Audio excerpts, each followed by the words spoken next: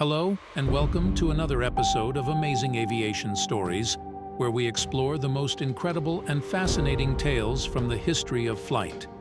Today, we're going to tell you about the pilot who was saved by a bathtub. Yes, you heard that right, a bathtub. But not just any bathtub, a 1,200-pound titanium bathtub that protected her from hundreds of bullets. This is a story of a brave pilot, a tough plane, and a miraculous survival. Let's get started.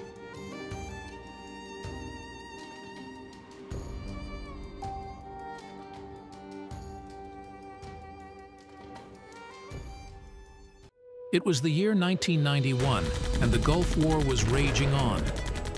The US-led coalition was fighting against the Iraqi forces who had invaded Kuwait. The coalition had launched Operation Desert Storm, a massive air campaign that aimed to destroy the Iraqi air defenses, infrastructure, and military targets. Among the planes that participated in the operation was the A-10 Thunderbolt II, also known as the Warthog. The A-10 was a close air support aircraft designed to provide fire support to ground troops and to attack tanks, armored vehicles, and other targets. The A-10 was a unique plane with a distinctive shape, a powerful 30mm cannon, and a high survivability. The A-10 was also equipped with a special feature, a 1,200-pound titanium bathtub, which surrounded the cockpit and the vital systems. The bathtub was meant to protect the pilot and the plane from enemy fire, and to allow the A-10 to fly even after sustaining heavy damage. One day, as the A-10s were flying over Iraq, they encountered a barrage of anti-aircraft fire from the ground. The Iraqi forces had deployed various types of weapons, such as machine guns, cannons, rockets, and missiles, to shoot down the coalition planes. The A-10s had to dodge and weave through the flak while trying to complete their mission. One of the A-10s, piloted by Captain Kim Campbell, was hit by a 57mm anti-aircraft shell, which exploded near her plane. The blast triggered one of her AIM-9 Sidewinder missiles, which was mounted on her wing. The missile flew off, but luckily, it did not hit anything. Campbell was startled by the explosion, and she thought that she was under attack by enemy missiles. She checked her instruments and saw that her plane was in trouble. The anti-aircraft shell had damaged her tail, her right engine, and her right wing. She had lost hydraulic pressure, which controlled her flight controls, such as the ailerons, the rudder, and the elevators. She also had a fuel leak, which reduced her range and increased her risk of fire. She was in a perilous situation, and she had to make a decision. She could either eject from her plane and hope for rescue, or she could try to fly back to her base and hope for landing. She decided to go for the latter option. She contacted her wingman, who confirmed that her plane was badly damaged but still flying. She also contacted her flight lead, who advised her to use the manual reversion mode, which allowed her to control her plane with a backup mechanical system. She switched to the manual reversion mode and felt a slight improvement in her handling. She decided to continue her flight and to head for the nearest friendly base, which was in Saudi Arabia, about 200 miles away. She hoped that she could make it there before her plane gave up. As Campbell flew towards Saudi Arabia, she faced several challenges. She had to maintain a high speed to keep her plane stable, but she also had to conserve fuel to avoid running out. She had to avoid enemy fire, which was still coming from the ground, but she also had to avoid friendly fire, which could mistake her plane for an enemy. She had to navigate through the desert, which had few landmarks, but she also had to avoid the mountains, which could interfere with her radar.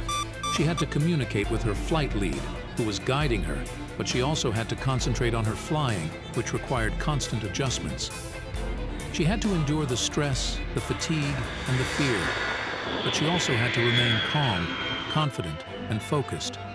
She had to do all this while flying a plane that was barely holding together. After about an hour of flying, Campbell reached the Saudi airspace and contacted the air traffic control. She requested an emergency landing and was cleared to land at the King Khalid Air Base. She prepared for the landing which was going to be the hardest part of her ordeal. She had no speed brakes, which helped her slow down, and no flaps, which helped her descend. She had to approach the runway at a high speed and at a steep angle. She also had to deal with a crosswind, which pushed her plane sideways. She aligned her plane with the runway and lowered her landing gear. She hoped that her tires were not damaged and that her brakes were working. She touched down on the runway and applied the brakes. She felt a jolt as one of her tires blew out. She skidded on the runway and tried to keep her plane straight. She finally came to a stop and shut down her engines. She had made it. She had landed her plane, and she was alive. As Campbell got out of her cockpit, she was greeted by a crowd of people who cheered and applauded her. They were amazed by her skill, her courage, and her luck. They also inspected her plane and saw the extent of the damage. Her plane had 375 holes caused by the anti-aircraft fire. 17 of those holes were around her cockpit, but none of them had penetrated the titanium bathtub. The bathtub had saved her life and had protected her from the bullets. The bathtub had also protected the vital systems of her plane, such as the engines, the fuel tanks, and the electronics. The bathtub had allowed her plane to fly, even after sustaining heavy damage. The bathtub had done its job. And that's how the pilot was saved by a bathtub. A 12,000-pound titanium bathtub that was part of the A-10 Warthog.